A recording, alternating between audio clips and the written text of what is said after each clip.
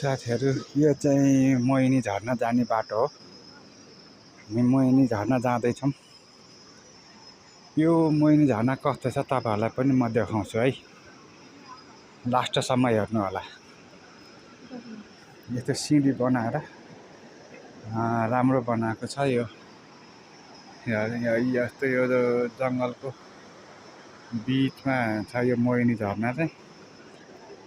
बाटो जस्तो सिडीहरु बनाएको छ। तर सिडी चाहिँ एकदम राम्रो। यो छेउछेउमा यस्तो समाउँदै पनि हिँड्न मिल्ने खालको रहेछ। हजुर हाम्रो दाइहरु ल दाइ नानीहरु यहाँ चना चिया पनि खाने ठाउँ रहेछ। सानो ठाउँ।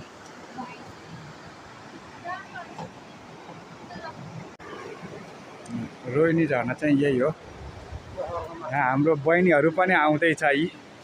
खोइ हाइ गरे खोइ। ल यो चाहिँ उता आउने सिडी हो।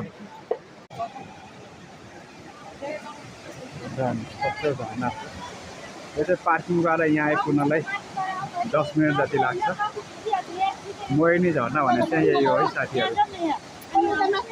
यहाँ अहिले सिजन भएर चाहिँ एकदम भिड बढी छ।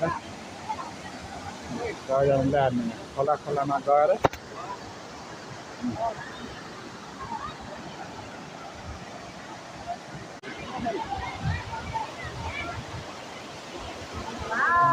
beautiful.